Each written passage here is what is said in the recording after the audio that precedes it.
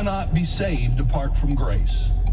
Ephesians 2:8-9 says, "For by grace are you saved through faith, and that not of yourselves." You have any doubt about that? He goes on, "Not of works, lest any man should," but you will never be judged for your sin again. You know why? Because God judged your sin in Jesus on the cross once and for all. He paid the whole penalty. That's a place where you can say amen right there. Amen. You know what? Christ. Well, you know, we got to see The Passion of the Christ before it was released in the theaters because we were invited to a special viewing of it that was held in the Prestonwood Baptist Church in Dallas.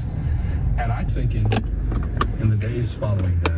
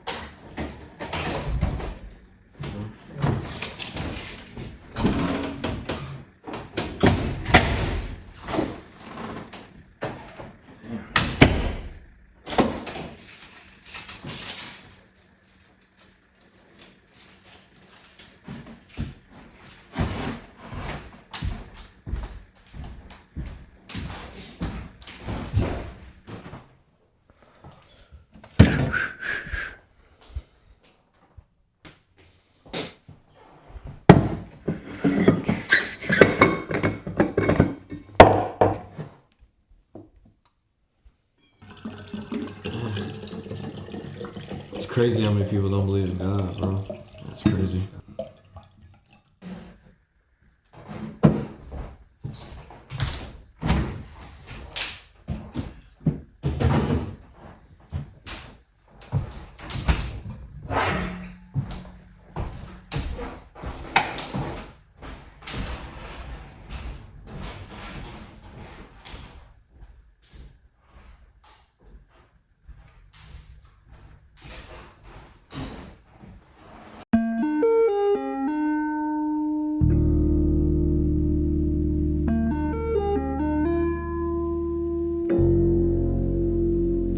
Many people don't believe in God for many reasons.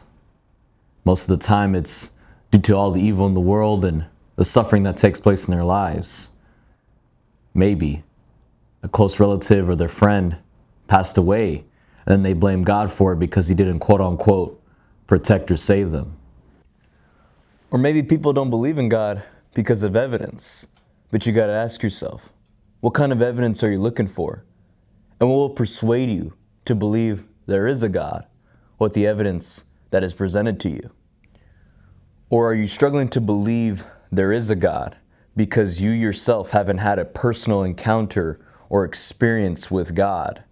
You know, I've heard many people have said, man, I had an encounter with God. I saw Jesus face to face in my dreams. Or an example would be, I was skydiving from the sky and I saw my name written in the sky and God told me, I love you, or something bizarre like that. Honestly, when you hear something like that, testimonies when people share that, does that discourage you from believing in God?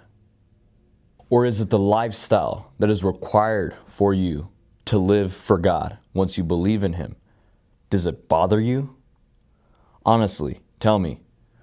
When you see other people, like Catholics, for example, doing their religious practices, serving God and all they do in the church services and also out in the community, does it bother you that you can't live that lifestyle because you are quote unquote not that religious as they are? But also, what is your perception of God? How do you think of God? Or what is your first initial reaction when somebody says God or the name Jesus Christ? What is your perception? What is the first thought that comes to your head when you hear that? What could possibly be the reason why you don't believe in God? One humanist said, even though there's no scientific evidence at all for God's existence, it's also impossible to prove that God doesn't exist or that anything doesn't. So according to this statement, if an argument were to occur where someone were to come up to me and say, God does not exist, I will then ask them, okay, prove it to me. And quite frankly, they wouldn't be able to. So then, my response to them would be, let me point you to the scientific evidence as to why there is a God. And that would be called creationism. So according to a good friend of mine who has a background in scientific studies, he says creationism is the study of God's creation and evidence that agrees with the account of the Bible and how living and non-living things point to an intelligent designer. Even skeptic and scientist Richard Dawkins speaks of seeing the world through purpose-colored spectacles or glasses. Because we design things for a purpose, ourselves feel that we and the world around us must have also been designed for some greater purpose. According to a humanist, they say, science has revealed that we are the result of evolution by natural selection. And then it continues on by saying a natural process without purpose. But according to that logic, basically, we are just people born without a purpose, and that we were just here by some cosmic accident. I would then challenge you to believe that whatever you are doing, is it just random and meaningless? That the food you put on the table for your family after a long, hard days of work was just meaningless? Or that you existing right now doesn't matter. You're just here by accident. No purpose. Tell me, why on earth would you accept that to be truth? Would you? When the God of the Bible states that you were created for a purpose and that you are called by your Creator God to serve Him and others around you with whatever you're doing, that your hard work matters, and that you being born was not by an accident, but because you have a purpose in this life. The posthumously biblical scholar, Dr. Chuck Missler, made an interesting point in his book called What is Truth? The Case for Biblical Integrity. He goes on in detail talking about the topic of hemoglobin, which hemoglobin is a protein found in red blood cells that are responsible for transporting oxygen throughout our bodies. The two main functions of hemoglobin are that it carries oxygen from our lungs to the tissues and organs in our bodies, and that it returns carbon dioxide from the tissues to the lungs for us to exhale when we breathe out. So in essence, without hemoglobin in our bodies, we would not survive. But he mentioned that the right order, or without the right order of hemoglobin in our bodies, without it, then whatever is produced will result in hemoglobinopathy, which is fatal. So if the fact that our bodies are operating by chance, if that's the truth, then I'm pretty sure many people will be experiencing hemoglobinopathy on a regular occurrence. But that doesn't happen. Now, if the world came by chance was true, and evolution was true, then why is there not more genetic mutations occurring if we are simply evolving?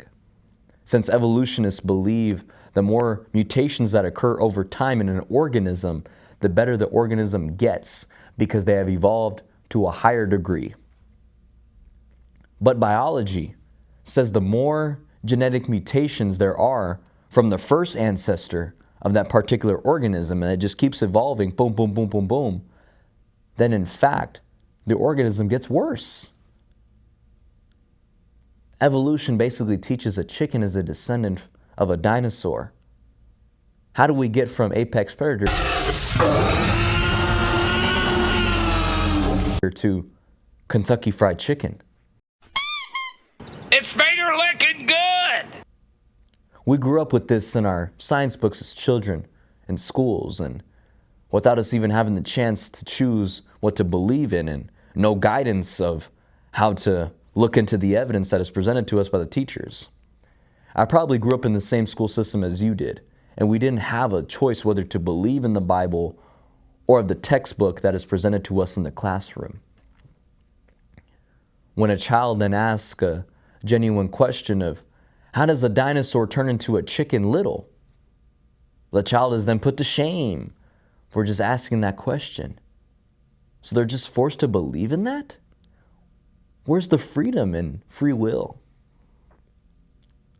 The Bible was taken out of schools in 1968, in fact, and they replaced it with evolution. So in essence, the school system wanted to take religion out of the school, but really they just added another religion. If you look into history, atheism has not always been around since the world started. Atheism really started getting popular around like 16th century AD. And if you look into before what people believed in, before atheism arose, people always had a belief in God, or whether it was Jesus Christ or something else. Lately, people have been rejecting the Bible entirely and have turned to another belief in God and saying Christianity is not true, when in fact Christianity is the number one world's leading belief or religion. People, of course, want evidence of if the death, burial, and resurrection of Jesus Christ is true. But I want to tell you that the reason Christianity even exists today is because of the death, burial, and resurrection of Jesus Christ actually happened as an historical event, and that people, billions in this world, billions and billions of people in the world, have believed and accepted this to be true. With Christianity being the number one world's leading belief in the world, and people who believe in this will then say, we have eyewitness testimonies and accounts to say the death, burial, and resurrection actually happened and was true. But if you compare that with evolution, in fact, all evolutionists cannot say they have an eyewitness testimony or evidential accounts and proofs to say this actually happened. Are you sure it was billions and billions and billions of years ago? And that we came from a rock?